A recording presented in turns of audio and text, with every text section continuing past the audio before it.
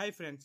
ఈ వీడియోలో 'కూలీ' మూవీ రివ్యూ గురించి అయితే తెలుసుకుందాం. చాలా మంది ఎక్స్‌పెక్ట్ చేసినట్టుగానే రజనీకాంత్, నాగార్జున, అమీర్ ఖాన్, ఉపేంద్ర ఇలా స్టార్డమ్ కాస్టింగ్‌తో వచ్చిన ఈ సినిమా గురించి డీటెయిల్‌గా రివ్యూ అయితే చూద్దాం.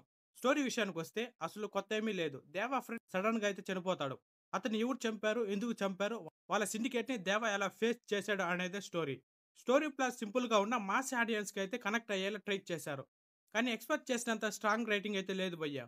ఇప్పుడు యాక్టర్స్ పర్ఫార్మెన్స్ గురించి మాట్లాడుకుంటే రజనీకాంత్ గారి యాక్టింగ్ అంటే మాటలు లేవు. స్క్రీన్ మీద వచ్చిన ప్రతిసారి థియేటర్ మొత్తం రగిలిపోతుంది.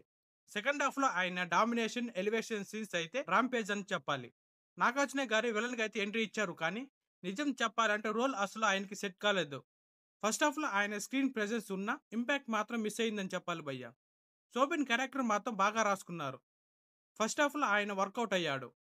క్లైమాక్స్ లో అమెరికన్, ఉపేంద్ర గారి క్యామియో రోల్స్ ఉన్న ఓవర్ హైప్ అయ్యింది. ఎక్స్‌పెక్ట్ చేసినంత ఇంపాక్ట్ అయితే ఇవ్వలేకపోయారు. మ్యూజిక్ గురించి చెప్పాలంటే అనిరుద్ నిజంగా అయితే ఫైట్ చేశాడు భయ్య. బ్యాక్‌గ్రౌండ్ స్కోర్ చాలా సీన్స్ కి లైఫ్ ఇచ్చింది. మా సీన్స్ లో బీట్ ఉన్న వెంటనే థియేటర్‌లో అయితే ఎనర్జీ పెరిగిపోతుంది. కానీ స్క్రీన్ ప్లే మాత్రం అప్ అండ్ డౌన్ అనిపించింది. First half decent. Interval block బాగానైతే తీశారు.